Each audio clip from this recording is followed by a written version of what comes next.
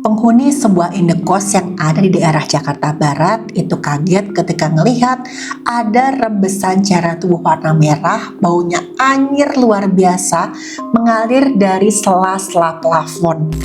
Dan ternyata teman-teman, kejadian sebenarnya lebih serem dari film horor. Rembesan cairan tubuh itu berasal dari kamar sepasang laki-laki dan perempuan yang diketahui tinggal bersama. Dan ternyata ketika pintu dibuka, si perempuan ini ditemukan dalam keadaan gak bernyawa dan tubuhnya sudah benar-benar mengenaskan teman-teman. Dan keadaannya itu menggambarkan gimana si pelaku itu emosi luar biasa ketika menghabisi si korban. Penasaran dengan kasus lengkapnya? Tonton videonya sampai habis.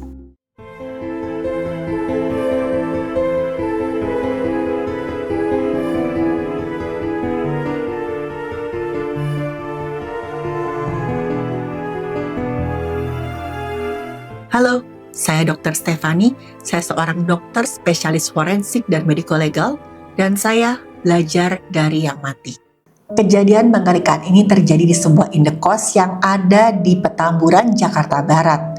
Awalnya terungkap di hari Rabu malam tanggal 29 Juli tahun 2026. Jadi ada penghuni di lantai 1 tuh mereka semua curiga ngelihat kok ada rembesan cairan merah yang mengalir dari sela-sela plafon. Dan rembesan cairan merah itu kayaknya bukan cat karena baunya anyir luar biasa, amis seperti cairan tubuh manusia. Dan penghuni yang ketakutan, mereka langsung memanggil petugas RT dan juga pengelola kos di lokasi.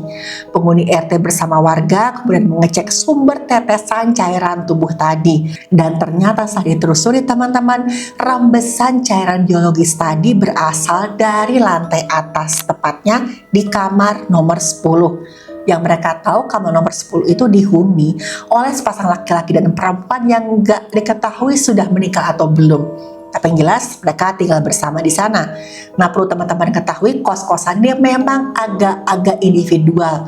Para penghuninya itu nggak mau peduli tetangga mereka siapa, berbuat apa, pokoknya mereka cuma mau tinggal dengan tenang di situ karena mereka juga sama-sama sibuk. Setelah itu pengurus RT bersama sejumlah warga dan juga penghuni kos yang penasaran, mereka datangi kamar nomor 10 tadi. Dari luar udah kelihatan mencurigakan teman-teman, karena kelihatan pintu kamar itu terkunci di luar dan ada sebuah gembok besi yang kokoh nyantel di pintunya. Susah dibuka, nggak ada yang tahu tuh kuncinya di mana. Nah, petugas coba ketok-ketok pintu ruangan, siapa tahu ada yang masih menjawab tapi nggak ada suara sama sekali. Dan akhirnya mereka bongkar paksa pintunya, mereka buka. Dan kamarnya dalam keadaan gelap gulita, nggak ada lampu sama sekali. Nah, tapi nih teman-teman, ketika tadi gemboknya berhasil dibuka, pintunya bisa didobrak, walaupun kamarnya gelap gulita, tapi ada bau amis anyir kayak cairan tubuh manusia yang kuat banget terciumnya. Dan ketika lampu dinyalakan, mereka ngelihat ada korban seorang perempuan tergeletak gak bergerak di atas kasur. Dan badannya itu penuh dengan cairan merah, baunya anyir luar biasa. Mulai dari tubuh, pakaiannya, bahkan sebagian cairannya udah mulai mengering. Mereka yang berwenang langsung menenangkan warga yang teriak ketakutan. Situasi disterilkan, gak boleh ada yang masuk. Karena saat itu akan dilakukan olah TKP. Nah, pihak yang berwenang kemudian juga memasang garis steril mengamankan lokasi kejadian tadi. Dan setelah pihak yang berwenang melakukan identifikasi terhadap korban, diketahui korban itu seorang perempuan usianya sekitar 52 tahun. Kita sebut saja namanya Muza. Dan korban ini memang sering datang ke kamar kos tersebut untuk ketemuan dengan pacarnya. Nah, kamar kos itu memang disewa oleh pacar si Muza tadi. Kita sebut aja namanya Dadang, usianya 54 tahun. Dadang dan Muza memang pacaran. Dan pasangan ini, Muza sama Dadang, memang diketahui sudah pacaran sekitar 6 bulan. Karena waktu pihak yang berwenang tanya ke tetangga-tetangga, ke penjaga kos, ke pemilik kos, bilang, oh ya, perempuan ini yang namanya Muza sering keluar masuk kamar kos sekitar kira-kira sejak 6 bulan yang lalu lah. Tapi nggak ada yang tahu status Muza sama Dadang nih apa. Apakah udah menikah atau hanya pacaran? Karena pemilik kos juga nggak mau ambil pusing.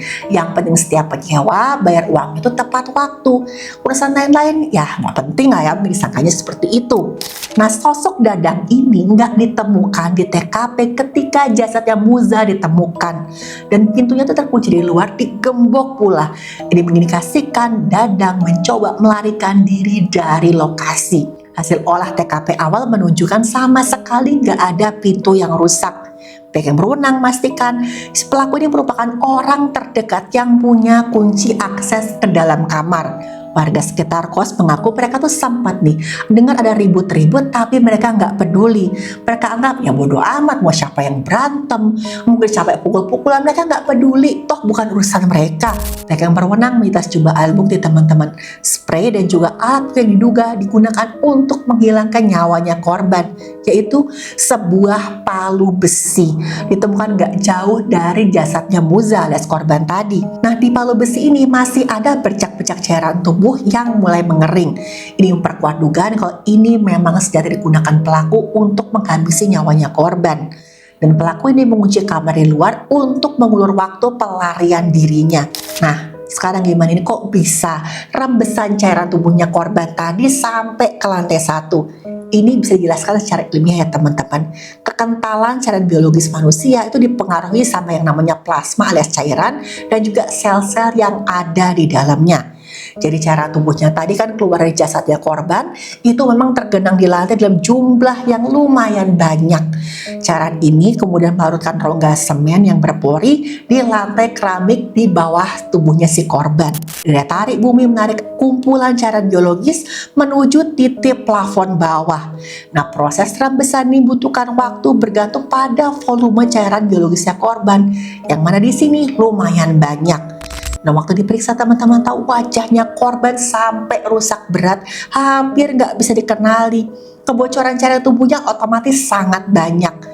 Hasil pemeriksaan dokter forensik menunjukkan ada luka terbuka di bagian kepalanya korban dan ini sangat fatal karena merusak tengkorak sampai jaringan otaknya itu pun rusak teman-teman. Dan ini adalah penyebab korban kehilangan nyawanya, kekerasan tumpul pada bagian wajah yang menyebabkan hancurnya jaringan otak.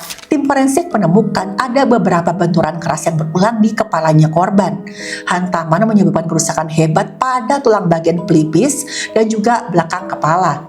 Nah, tulang pelipis ini teman-teman gitu nggak main-main karena tulangnya tuh lumayan tipis, jadi gampang rusak kalau ada hantaman yang keras. Jadi hati-hati banget sama tubuh bagian kepala, banyak struktur vital di sini. Nah, kerusakan jaringan otak akibat serpihan tulang itu yang kemudian memicu hilangnya nyawa si korban tadi. Dan korban juga mengalami shock hipovolemik gara-gara kehilangan banyak cairan tubuh yang sangat vital. Tim medis forensik memeriksa keberadaan luka tangkis pada tangannya korban. Nah, tapi nih teman-teman, luka tangkis di tubuhnya korban itu lumayan minim, menunjukkan kok serangan yang terjadi begitu bertubi-tubi dan begitu kerasnya sampai korban tuh hampir nggak sempat membela diri. Mungkin saking ketakutannya, mungkin saking nggak siapnya, saking mendadaknya serangan dari si pelaku.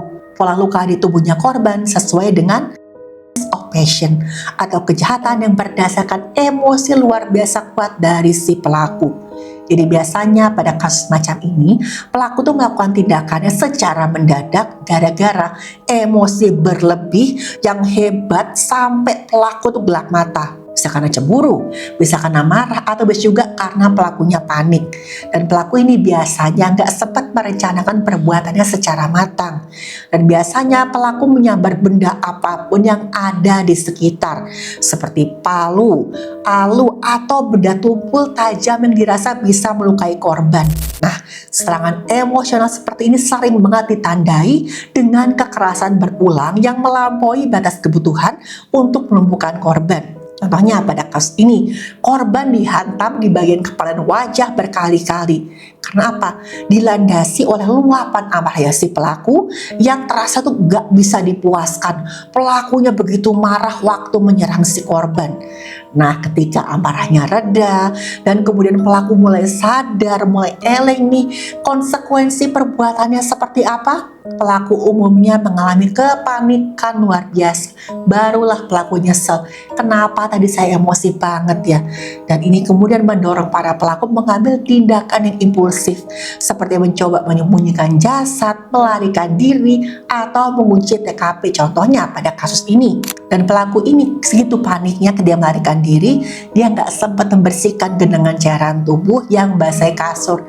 Ketika pelaku dalam pelarian pun, si pelaku tuh nggak tahu mesti ngapain. Apakah saya harus kembali ke TKP untuk kemudian saya hilangkan barang buktinya tadi, jasadnya korban saya, atau gimana ya? Karena tadi pelaku tuh nggak merencanakan semuanya dengan matang. Tindakannya pelaku menyerang korban hanya dilandasi emosi sesaat. Inilah bahaya teman-teman, kita bertindak dilandasi emosi sesaat. Makanya hati-hati banget, pintar-pintar atur emosi, jangan sampai menyesal. Oke, kita balik ke kasusnya tadi. Ketika dilakukan uji toksikologi laboratorium, itu ketahuan nih kalau korban itu bebas dari zat pembius atau zat berbahaya lainnya, korbannya bersih. Nah, penyebab korban kehilangan nyawa itu murni gara-gara kekerasan tumpul pada bagian kepala. Ilmu forensik berhasil merekonstruksi detik-detik terakhir korban kehilangan nyawanya. Nah, semua data tadi tim forensik kemudian diserahkan ke pihak yang berwenang. Hasil visum resmi itu menjadi dasar utama penuntutan di pengadilan nanti.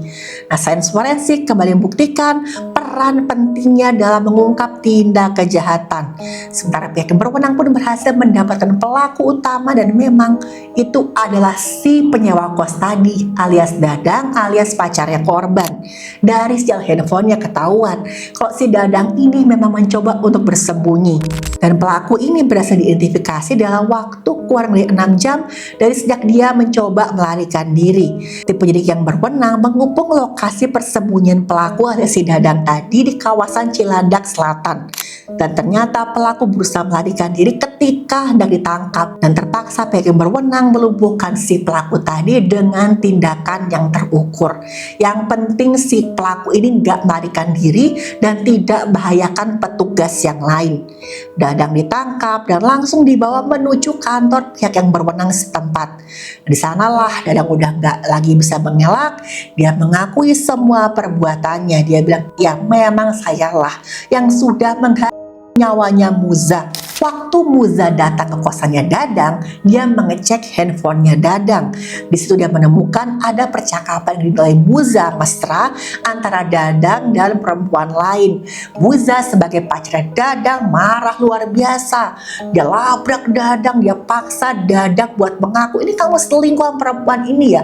Kenapa kok chat kamu sama perempuan ini mesra sekali sih? Dadang mengaku awalnya Muza itu menyerang duluan dengan menggunakan palu.